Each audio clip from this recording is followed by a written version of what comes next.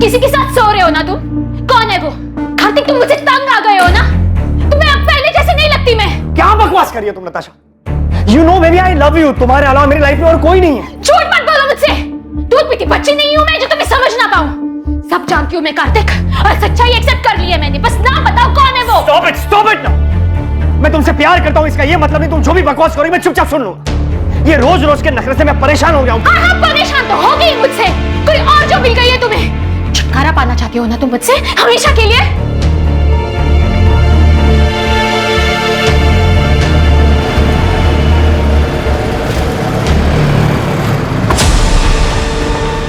अरे कार्तिक सुन।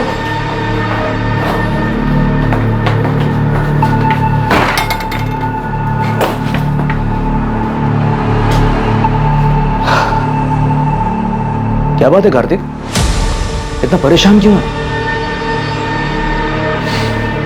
नताशा, वो औरत मेरी जान लेकर रही, उसके सवाल कभी खत्म ही नहीं होते। कहां गए थे, किसके साथ थे, इतनी देर क्यों हुई, और आज तो किसके साथ सो रहे हो? 1 मिनट का सुकून नहीं घर पर। इसे आराम से समझाने की कोशिश कर, शायद मान जाएगी। अरे वो कुछ सुनने को तैयार हो तब जाके समझाओ ना यार। तंग आ गया हूं उससे। मैंने डिसाइड कर लिया, इस बात का सॉल्यूशन निकालना ही होगा। बीमारी का इलाज जड़ से हो तो ही अच्छा है। अभी नताशा की बात को छोड़, वो रूम नंबर 7 वाली मिसेस मेहरा, उसका क्या करना है यार? जबरदस्ती ऑपरेशन की बात कर रही है वो।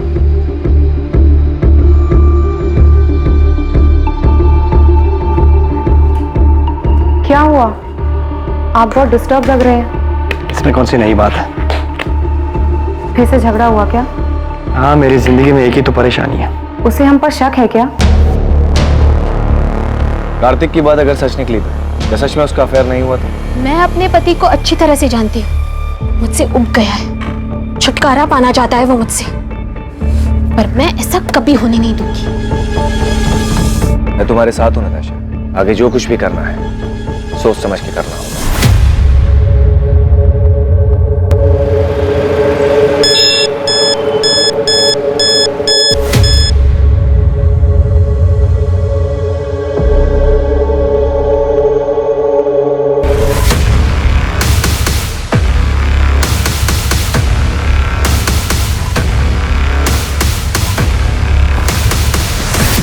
ये रहा तुम्हारी चीटिंग का सबूत। अब क्या कहना है तुम्हें? ये तुम्हें कहां से मिला? झूठ है ये। अब तो झूठ बोलना बंद करो कार्तिक। यकीन करो मेरा नताशा, ये नकली तस्वीरें हैं, मॉर्फ की हुई तस्वीरें। किसी ने तुम्हें बहकाने के लिए भेजी है, ट्रस्ट मी। तुम मुझे बेवकूफ बना रहे थे कार्तिक। अब तुम देखना तुम कैसे बर्बाद करती हो। अब धमकी दे रही हो तुम मुझे? तुम्हें जो समझना है तुम समझ लो। तुम भी सुन लो, मैं ऐसा होने नहीं दूंगा।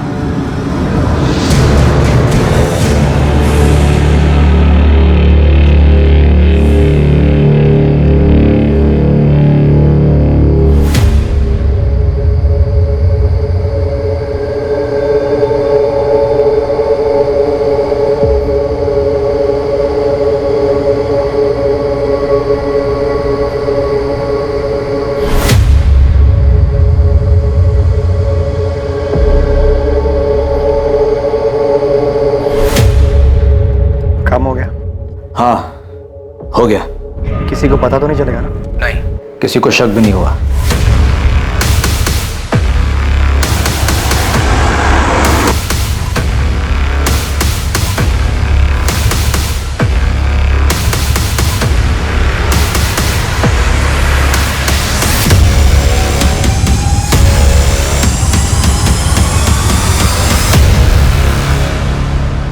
इंसान फितरत से ही पेचीदा होता है और इसकी जटिलता तब और बढ़ जाती है जब वो किसी रिश्ते में हो। भरोसे का टूट जाना और आपसी समझदारी की कमी, किसी भी रिश्ते के बिगड़ने के पीछे अक्सर ये वजहें अहम होती हैं। और जब ऐसा होता है तब रिश्तों में आक्रोश पनपता है और पता ही नहीं चलता कब दिलों में खींच पैदा हो जाती है।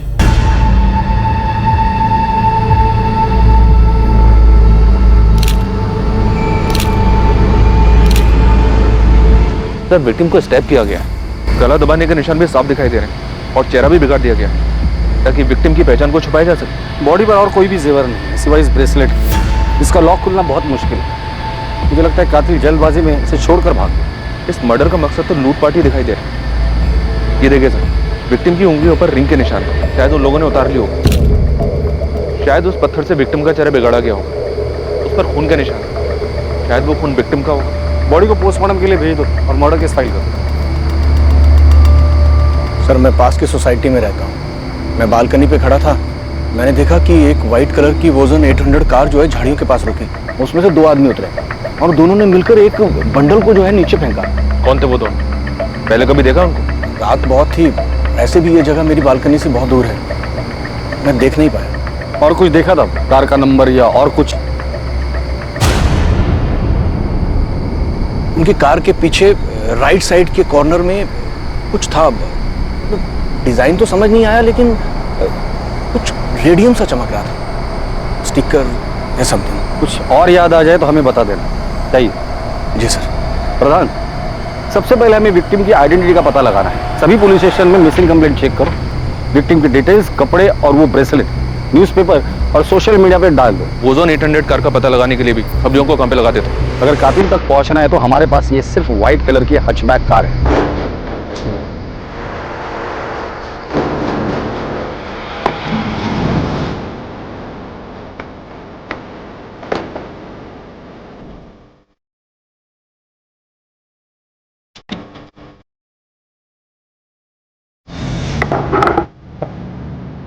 राजीव, किसी को शक तो नहीं होगा ना कि ये गाड़ी मेरी थी?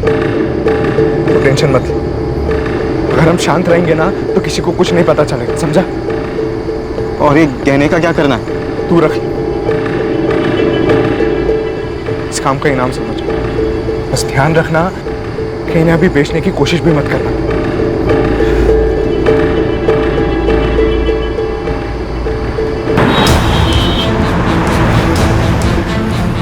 पुलिस ने अपना काम शुरू कर दिया और अगली सुबह सभी अखबारों में उस अज्ञात महिला की हत्या की खबर छपी। अज्ञात पीड़िता से जुड़ी जानकारी को सोशल मीडिया पर भी इस उम्मीद के साथ शेयर किया गया कि कोई ना कोई इस मृत महिला को पहचान लेगा। मुखबिरों को भी सक्रिय कर उस रेडियम स्टिकर वाली वोजान 800 कार का पता लगाने के लिए कहा गया, जिसका इस्तेमाल विक्टिम की लाश को ठिकाने लगाने के लिए किया गया था।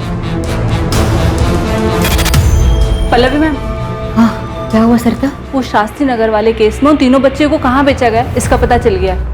किसी चांद बेगम के कोठे पे हैं वो तीनों, डीबी रोड के रेड लाइट एरिया में। तुम ऐसा करो, अंजलि और पूजा से बात करो, उनसे कोऑर्डिनेट करके उन्हें कहो कि डायरेक्टली स्पॉट पर ही पहुंच जाए। मैं इंस्पेक्टर सिंह से बात करती हूँ। इस बार हमें तुरंत रेड करनी पड़ेगी। Okay ma'am. विक्टिम की एज 28 और 32 साल के बीच की है। टोटल 4 बार उसे स्टैब किया गया है। मर्डर वेपन जैसे कोई तेज धार वाला हथियार जैसे चाकू। स्टैबिंग के साथ साथ विक्टिम का गला भी दबाया गया है। दम घुटने की वजह से विक्टिम की मौत हुई है। कातिल नहीं चाहता था कि विक्टिम किसी भी हालात में जिंदा बचे। बॉडी पर काफी स्ट्रगल मार्क्स है, जैसे विक्टिम ने काफी हाथ पैर मारे होंगे, लेकिन उसे काबू में करने के लिए एक आदमी काफी नहीं होगा। इसलिए ऐसा लग रहा है कि हत्यारे एक से ज्यादा होंगे, but I am not sure. कोई सेक्सुअल असॉल्ट? नहीं, but victim was sexually active. मौत का समय क्या होगा? कल रात 10 और 12 के बीच। अज्ञात महिला की हत्या की खबर जंगल में लगी आग की तरह गुरुग्राम में फैल गई। पुलिस उम्मीद में थी कि उन्हें पीड़िता के बारे में कोई ना कोई जानकारी जरूर मिलेगी जो पीड़िता को एक नाम देने में मददगार साबित होगी। और जल्द ही उनका इंतजार खत्म हुआ और ऐसी ये खबर ने उनके दरवाजे पर दस्तक दी। सर, मुझे पक्का यकीन है कि ये मेरी पड़ोसी नताशा है, नताशा गिल।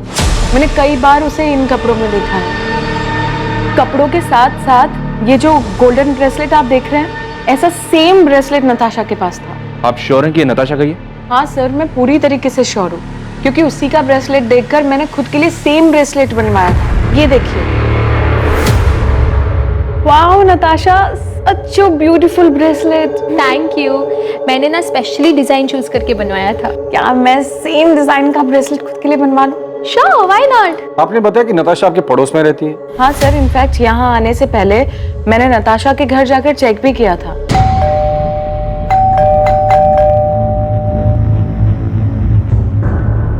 उसके बाद मैंने नताशा और उसके पति कार्तिक को फोन भी ट्राई किया, पर दोनों का नंबर स्विच ऑफ आ रहा था। ये सब देखकर मुझे लगा कि कुछ ना कुछ तो गड़बड़ है, इसलिए मैं सीधा यहाँ पर आ गई। आप मुझे कार्तिक और नताशा का नंबर लिख के दीजिए। वैसे ये दोनों काम क्या करते हैं? सर कार्तिक डॉक्टर है और उसका खुद का नर्सिंग होम भी है, fit and care nursing home, जो जीवन चौक पर है। और नताशा टीचर है, स्कूल में हायर क्लासेस को पढ़ाती है। नताशा और कार्तिक के बीच रिलेशन कैसा था? देखने से तो सब ठीक ही लगता था सर, पर कभी कभी नताशा की बातों से ऐसा लगता था कि वो अपने हस्बैंड को लेकर बहुत पसेसिव थी। सर कार्तिक और नताशा दोनों के फोन स्विच ऑफ। कोई और नंबर है? मेरा मतलब है माँ बाप या कोई रिलेटिव? नहीं सर, मेरे पास तो कोई नंबर नहीं है, पर आप उज्ज्वला से पूछ सकते हैं। वो मेरे यहाँ काम करती है और नताशा के यहाँ पर भी वही काम करती है।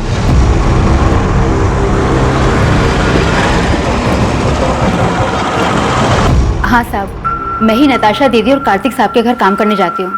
आज सुबह भी गई थी, उनका घर बंद था, लेकिन अक्सर ऐसा होता है कि वो लोग काम के लिए जल्दी निकल जाया करते थे, इसलिए साहब मुझे कुछ भी अजीब नहीं लगा। नताशा और कार्तिक के घर वालों के बारे में कुछ जानती हो? किसी का नंबर या पता है तुम्हारे पास? पता तो नहीं मालूम, लेकिन नताशा दीदी के माँ बाप गुरुग्राम में ही कहीं रहते हैं। उनकी माँ का नंबर है मेरे पास। इन दोनों का आपस में रिश्ता कैसे था? पहले तो बहुत अच्छा रिश्ता था, लेकिन पिछले 3 महीने से उन दोनों के बीच में काफी झगड़े हो रहे थे। 10 अगस्त को उनके यहाँ काम करने गई थी जी। क्या तब लड़ाई झगड़ा कुछ हुआ था? हाँ साहब, उस दिन भी उन दोनों के बीच में काफी झगड़ा हुआ था। ये तुम्हें कहां से मिले? झूठ है ये। अब तो झूठ बोलना बंद करो कार्तिक। तुम देखना मैं तुम्हें कैसे बर्बाद करती हूँ अब। नताशा ने? क्यों? वो अफेयर वाले शक को लेकर? हो सकता है साहब। ठीक है उज्ज्वला, तुम जा सकते, जरूरत पड़ेगी तो दोबारा बुला लो। जी साहब। साहब वो जो लाश है सच में नताशा दीदी की है? देखो, जब तक नताशा के परिवार वाले आके लाश को पहचान नहीं लेते हम कुछ नहीं कह सकते। नताशा के पेरेंट्स से बात हो गई है, वो डेड बॉडी की पहचान करने के लिए हॉस्पिटल आ रहे हैं। लेकिन सर कार्तिक के बारे में उन्हें भी कोई खबर नहीं। अगर वो लाश नताशा की है तो बड़ी अजीब बात है। बीवी को मरे 2 दिन हो गए और पति गायब है। या तो कार्तिक भाग गया है या फिर उसके साथ भी कुछ हुआ है। ईशा, तुम्हारा असाइनमेंट कंप्लीट हुआ? कल तुम्हारी लास्ट डेट है ना? नहीं माँ। क्यों? और तुम कॉलेज भी नहीं गई आज? मेरा मन नहीं हो रहा था। अच्छा माँ, वो पापा से बात हुई? नहीं, और मुझे उनसे कोई बात करनी भी नहीं। अच्छा ठीक है बैठो, खाना खाओ। वो तुम्हारे पापा हैं, तुम उनसे बात नहीं करोगी तो सब क्या कहेंगे? जिसे जो बोलना है बोलने दो माँ, मुझे कोई फर्क नहीं पड़ता। जो कुछ भी हुआ है उसे अब पीछे छोड़कर आगे तो बढ़ना पड़ेगा ना। ईशा, मैं तुमसे बात कर रही हूँ, फोन साइड में रखो। माँ, आपने ये मैसेज देखा क्या?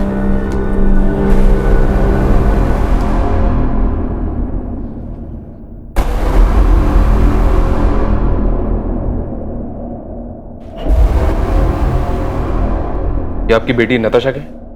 नताशा के बाई एड़ी में एक काला निशान है, बचपन से।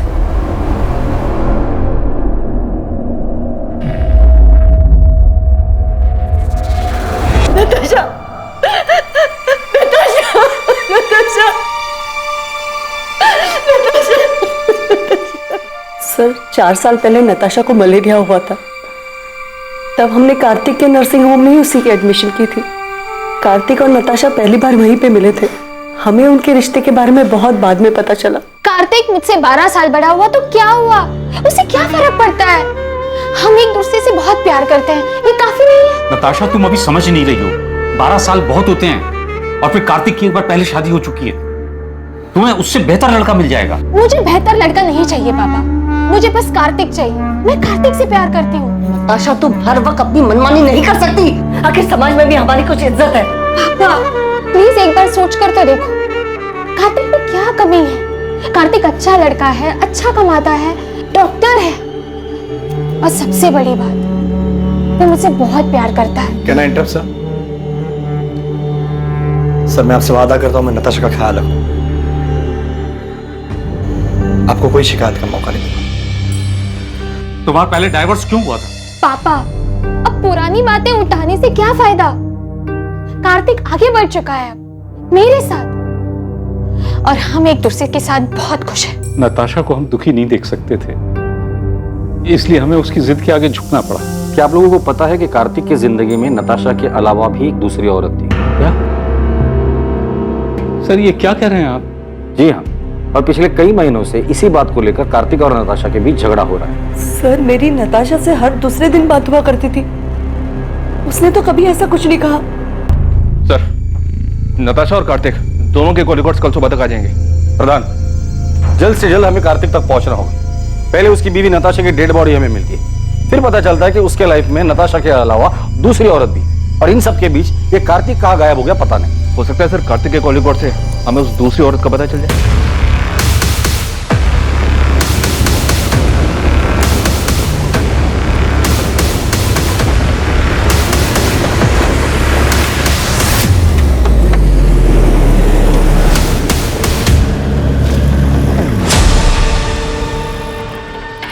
क्या भाई, कब से देख रहा हूँ पीछा कर रहा है मेरा। कौन है तू? अरे मेरा एक दोस्त है सतीश, मुझे लगा उसकी गाड़ी है। अबे कौन है ये सतीश? मैं किसी सतीश को नहीं जानता। पिछले 10 साल से ये गाड़ी मेरे पास है। ऐसे कैसे हो गया? नंबर तो वही है। अबे ये गाड़ी मेरी है। टाइम बर्बाद कर रहा है मेरा। चल निकल। फिर मुझसे ही गलती हुई होगी, नंबर गलत याद होगा। सॉरी।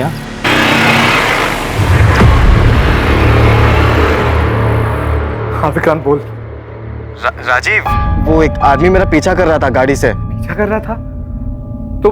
तो तूने क्या किया? मैंने उससे जब पूछा तो बोल रहा था कि किसी सतीश की गाड़ी है ये। तूने उसकी शक्ल देखी ना? वो दिखने में कैसा था? मतलब पुलिस वाला लग रहा था क्या तुझे? नहीं, पुलिस वाला तो नहीं लग रहा था वो।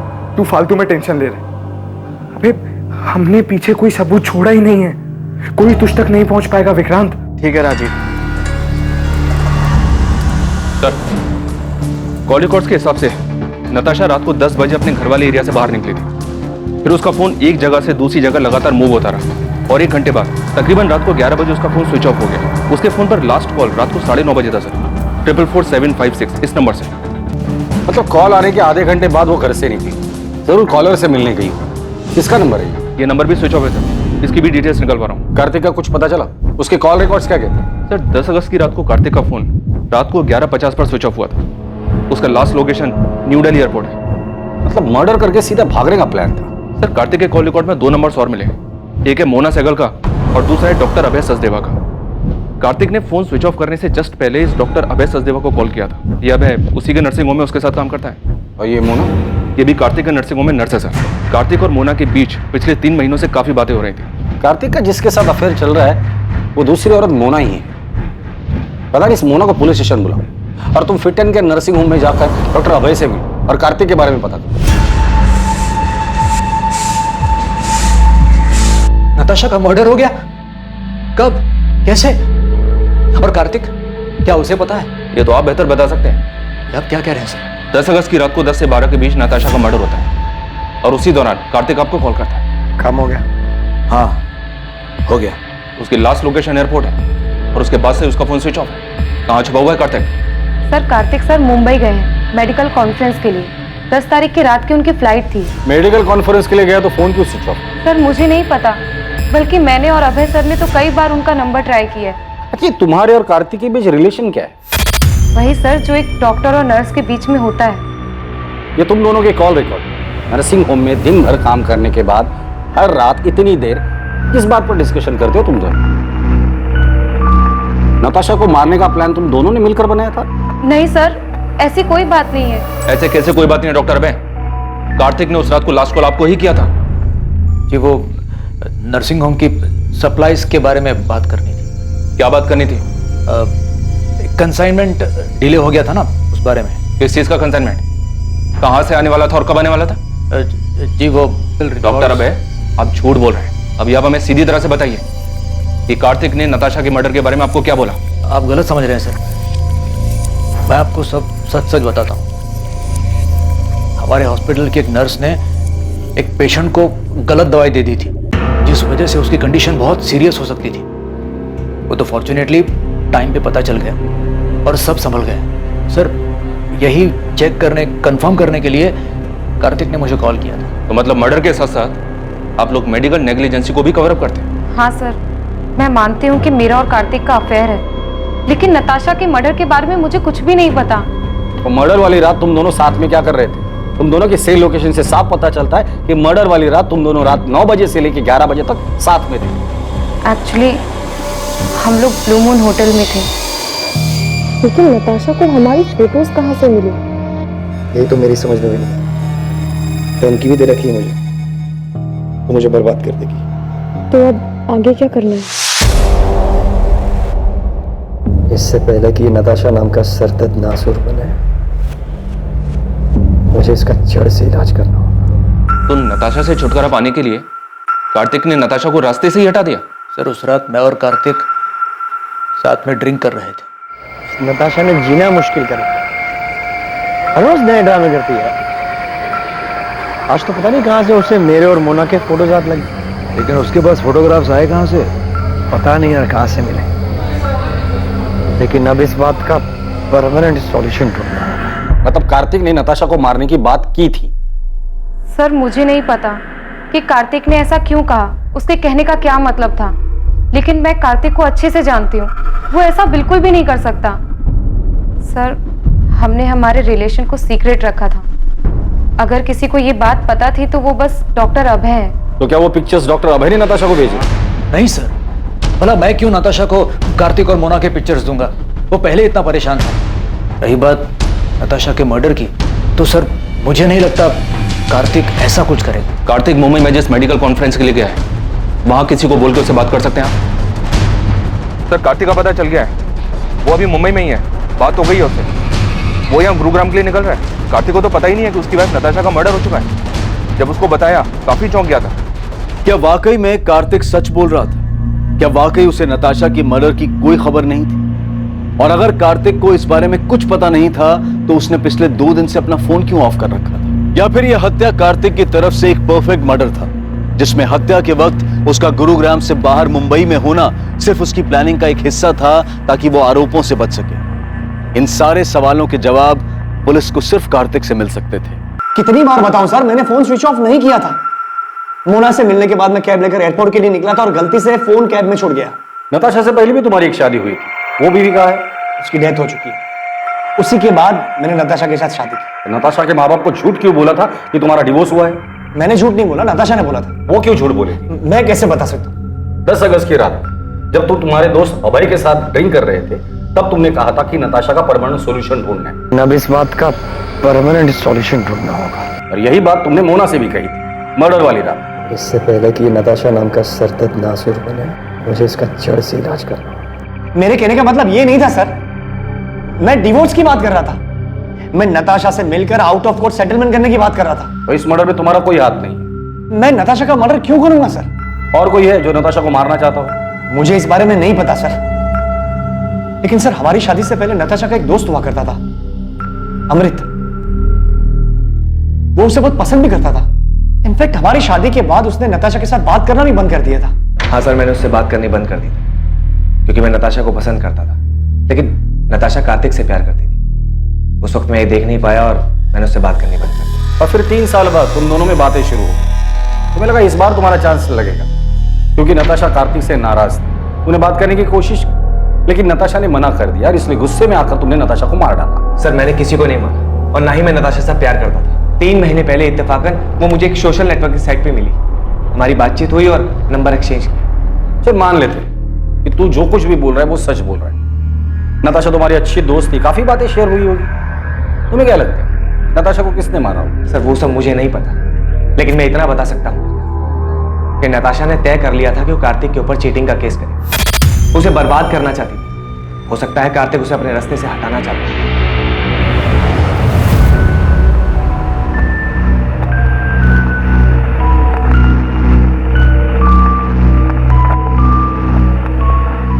ये कार्तिक तो हमारे साथ गेम खेल रहा है। मतलब इसने हमसे कहा था कि इसकी एक्स वाइफ की डेथ हो चुकी है। तो क्या वो जिंदा है? वो जिंदा ही नहीं है सर, वो नताशा के क्रिमेशन में भी आई थी।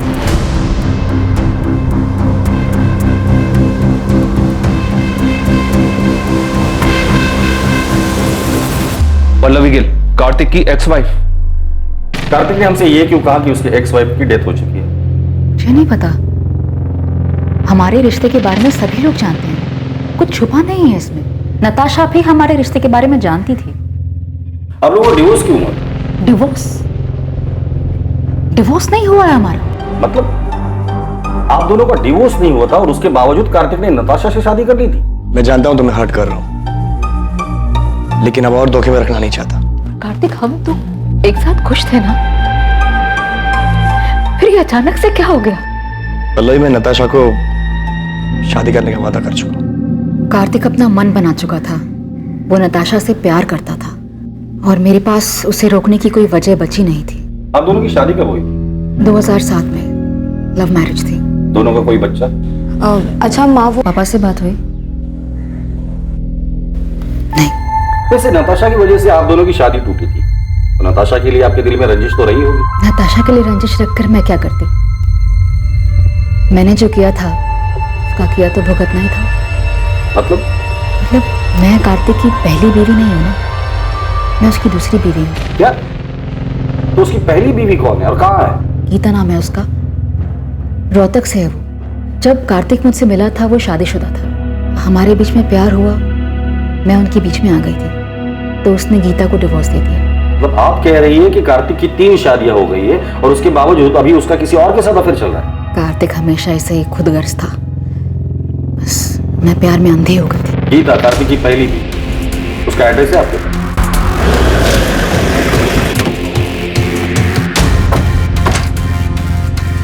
जगदीश अग्रवाल। हाँ सर, मैं ही हूँ, लेकिन आप क्यों पूछ रहे हैं? 44756 ये तेरा नंबर है ना?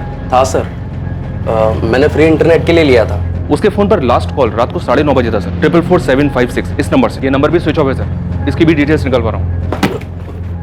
अभी सच सच बोल, नताशा गिल को क्यों मारा? नताशा?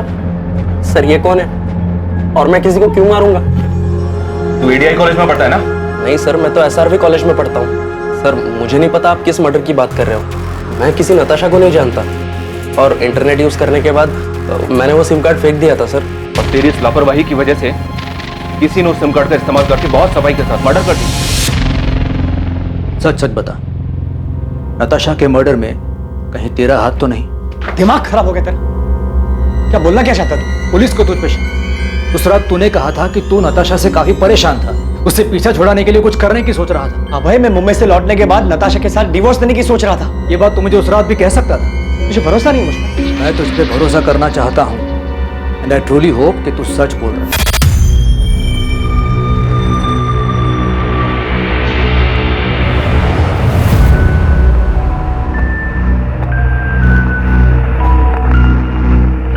कार्तिक, पुलिस को अब भी तुम पर शक है क्या?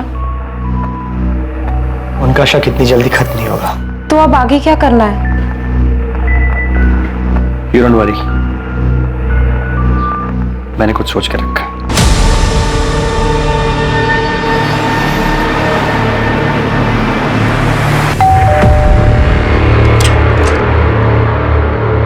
गीता कक्कड़ जी।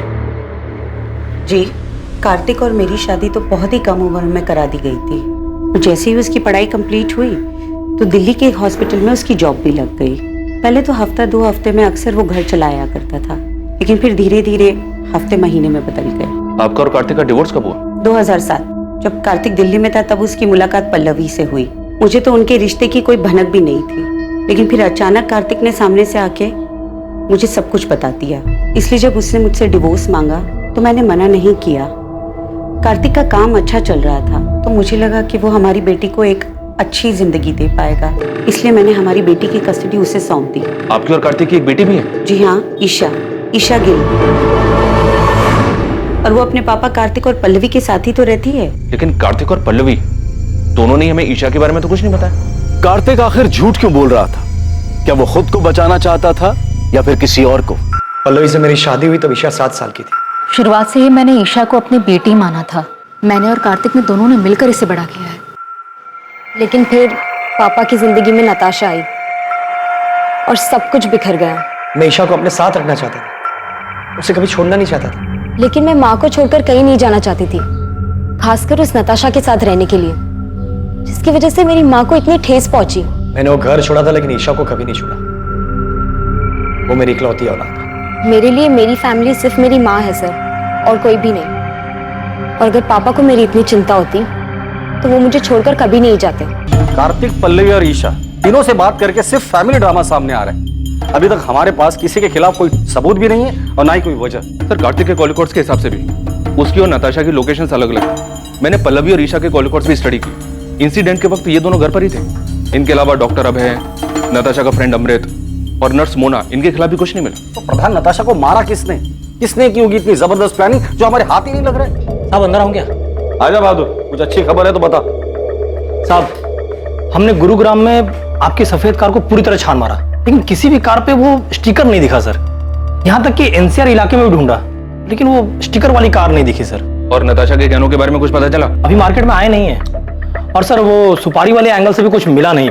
तुमने कहा था कि गुरुग्राम में 3 ओजोन 800 सफेद कार है, लेकिन किसी पर भी स्टिकर नहीं है, पता है मुझे। उन कार और उसका नाम और एड्रेस है तुम्हारे पास? हाँ साहब, वो तो मैंने पहले ही पता कर लिया। मुझे लगता है कातिल ने वो रेडियम स्टिकर निकाल दिया होगा। प्रधान, इन तीनों को हिस्ट्री निकालो और उठाकर लेकर आओ। मुझे लगता है इन तीनों में से कोई एक तो हमारे काम का आदमी है।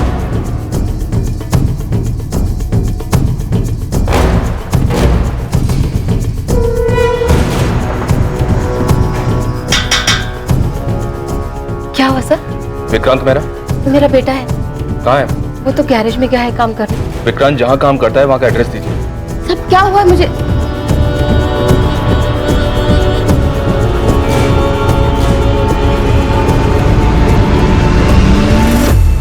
विक्रांत गैरेज में नहीं है, और कहाँ जा सकता है? मुझे नहीं पता साहब। सर ये देखिए सर, ये विक्रांत के कमरे से मिला है। जूतों के डब्बों में छुपा कर रखा गया था। और सर विक्टिम के पति ने जो हमें फोटोज दी थी उससे ये मैच करता है सर। ये इतने महंगे गहने, ये किसके है साहब? उस औरत के जिसका खून आपके बेटे ने किया। खून?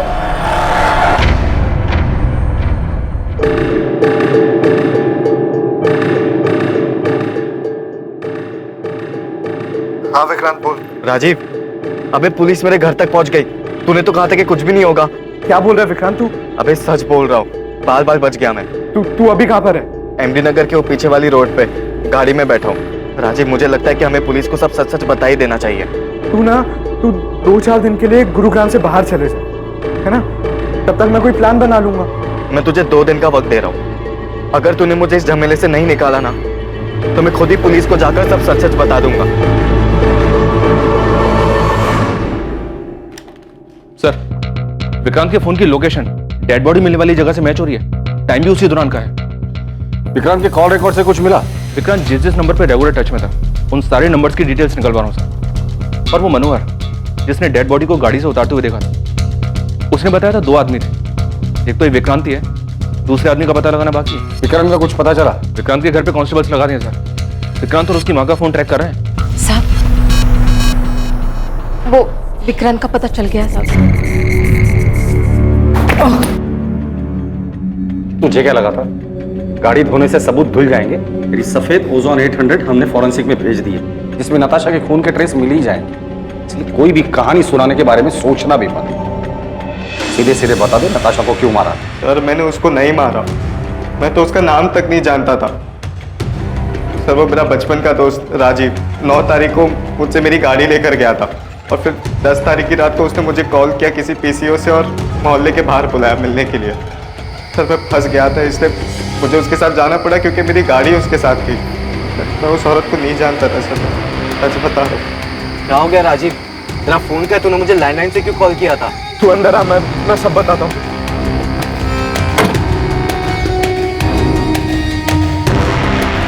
राजीव तू इतना बौखलाया हुआ क्यों है? कुछ बताएगा मुझे क्या हुआ?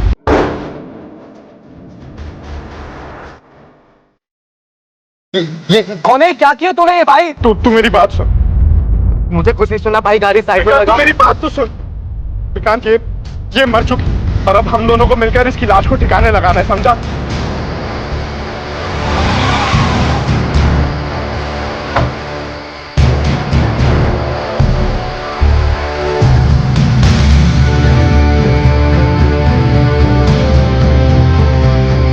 जल्दी कर।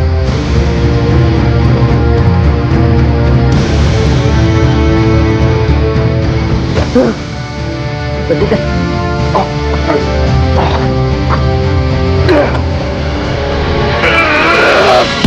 सर मैं प्यार के जुनून में अंधा हो गया था सर। उसे पाने के लिए जो बन पड़ा मैंने किया सर। किसके प्यार का जुनून था? नताशा के? नहीं सर, ईशा के। ईशा के लिए तूने नताशा को मार दिया? हाँ सर। तो ईशा ने तुम्हें कहा था नताशा को मारने के लिए? नहीं सर, उसकी माँ पल्लवी ने कहा था सर।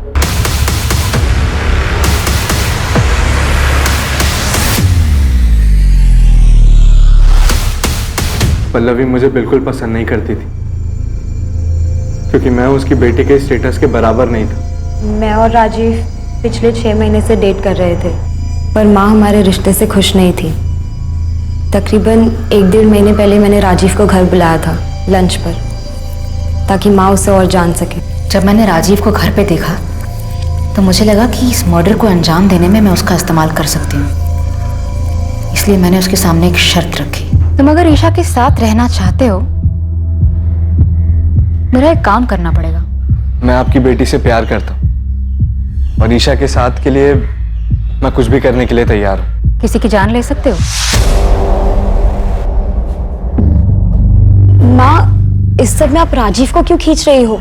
तुम्हारे साथ रहना चाहता है ना, तुम्हारा साथ नहीं दे सकता। राजीव नताशा को मारने के लिए तैयार था, पर ईशा नहीं चाहती थी कि वो किसी पछड़े में पड़े। मैं उसका इस्तेमाल नहीं कर सकती। हाँ, अगर वो तुमसे प्यार करता है तो तुम्हारे लिए इतना तो कर ही सकता है। लेकिन माँ, आप ऐसे कैसे किसी और की लाइफ डेंजर में डाल सकती हो? उसका तो इन सब से कोई लेना देना भी नहीं है। थोड़ा अकल से काम लो ईशा। कल को अगर नताशा के मर्डर की बात पुलिस तक पहुंच भी जाती है तो राजीव पर हम सारा ब्लेम डाल सकते हैं। माँ, अगर ये सब बात आप ना ही करो तो बेहतर होगा। राजीव पर प्यार का भूत सवार था। वो किसी भी तरह हमारे रिश्ते पर माँ की हामी चाहता था, इसलिए उसने मेरे लिए अपने सर पर इतना बड़ा खतरा उठा लिया। वो तो उसे करना ही था, बेवकूफ है वो। नताशा को कैसे मारा और क्यों? नताशा को मारने के लिए उसे उसके घर से बाहर निकालना जरूरी था, और मेरे कुछ भी कहने से वो घर से बाहर निकलने वाली थी नहीं। उसे कुछ मजबूत चारा देने की जरूरत थी। और फिर मैंने उसे वो चारा दी। ईशा की माँ कार्तिक और मोना के बारे में सब जानती थी, उसे सब पता था उनके अफेयर के बारे में, और यही बात मैंने एक अज्ञात कॉलर बनकर नताशा के कान में भरी। मैं उसे एक ऐसे नंबर से कॉल और मैसेज करता था जो मेरा नहीं था, मुझे कहीं पड़ा मिला था, और आगे का प्लान ये था कि धीरे धीरे मैं नताशा का विश्वास जीत लूँगा, और इन सब के लिए मुझे कार्तिक और मोना की एक पिक्चर चाहिए थी।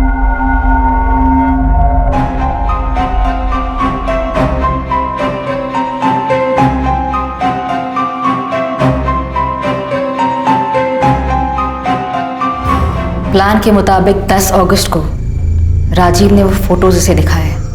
मुझे पता था नताशा वो फोटोज देखकर बहुत अपसेट होगी। फिर रात 9:30 बजे मैंने नताशा को कॉल कर मिलने बुलाया। मैंने कहा कि मुझे पता है कार्तिक कहाँ है और किसके साथ है, और 1 लाख रुपए के बदले में मैं उसे वहाँ ले जा सकता हूँ। और नताशा कार्तिक को रंगे हाथों पकड़ना चाहती थी। वो तुरंत राजी हो गई। फिर थोड़ी देर बाद ही मैंने नताशा को मार्केट रोड के चौराहे से पिक किया। कहाँ है कार्तिक? किसके साथ है? मैं आपको वहीं लेके जा रहा हूँ। आप पैसे लाए हो? हाँ, पूरे 1 लाख है, पर काम हो जाने के बाद। ये कहाँ लेके आ गए हो तुम मुझे? यहाँ जंगल के बीच में तुमने गाड़ी क्यों रोक दी? बस 1 मिनट। पल्लवी, ईशा, तुम दोनों यहाँ पे क्या कर रहे हो?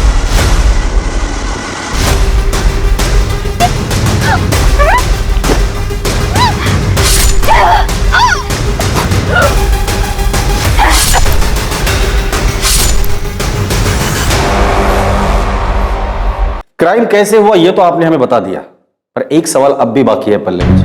क्यों?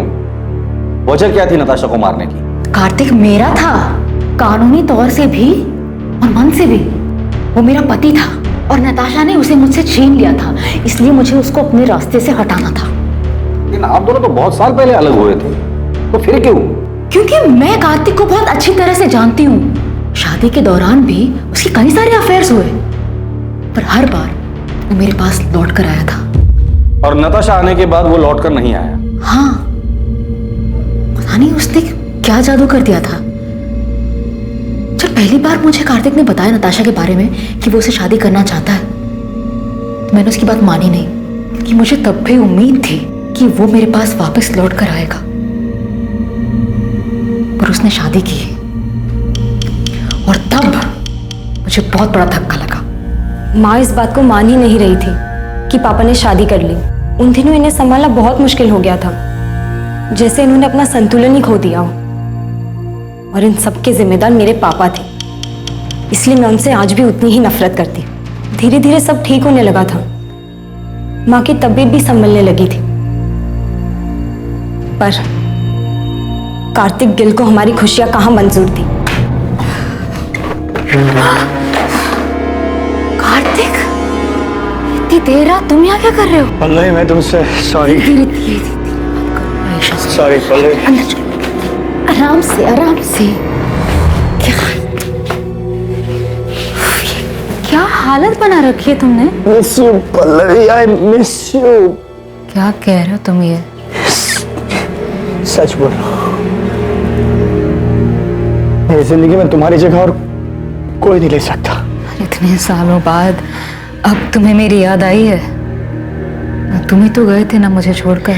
गलती हो गई मुझसे, मैं देखो आज वापस भी तो आया हूँ। आज मेरे पास सब कुछ, नताशा, मोना, फिर भी मैं बहुत अकेला हूँ।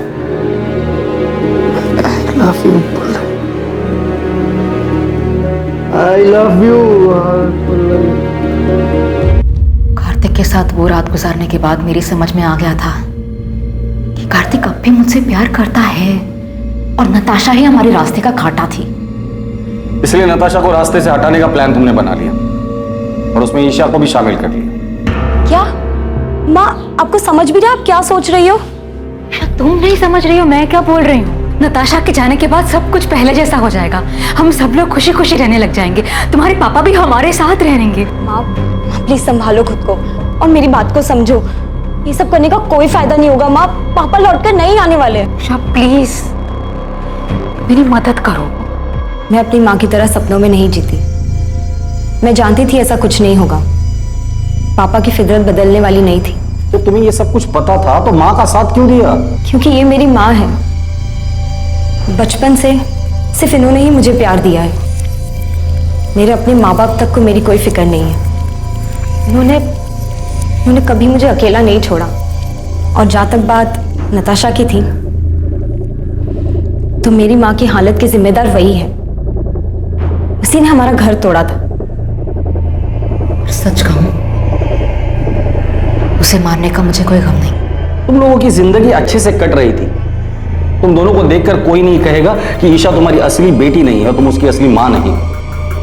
इतना सब कुछ अच्छे से चल रहा था, वो एक झटके में तुमने खत्म कर दिया। एक ऐसे आदमी के लिए जिसने बार बार ये साबित किया है कि वो तुम्हारा ही नहीं किसी का भी अच्छा पति बन ही नहीं सकता। और तुम्हारा घर नताशा ने नहीं तोड़ा है, कार्तिक, जिसे अपना घर, परिवार की या शादी इस शब्द की इज्जत करने आती ही नहीं है। बेटा ये तुमने क्या कर दिया? क्यों किया ऐसा? नताशा ने तुम लोगों का क्या बिगाड़ा था? नताशा ने नहीं, आपने बिगाड़ा। शौक क्यों हो रहे हैं? शादी और रिश्तों का मजाक बनाना तो आपकी आदत है ना।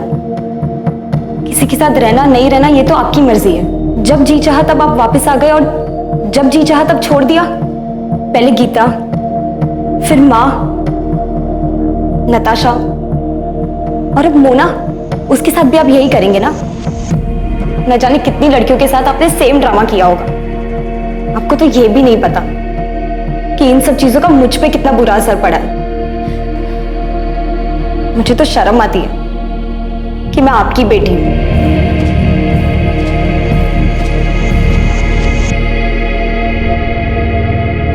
पल्लवी गिल, उसकी बेटी ईशा गिल और ईशा के बॉयफ्रेंड राजीव वालिया को नताशा की हत्या के आरोप में आईपीसी की धारा 302 और सबूत मिटाने के लिए आईपीसी की धारा 201 के तहत बुक किया गया है।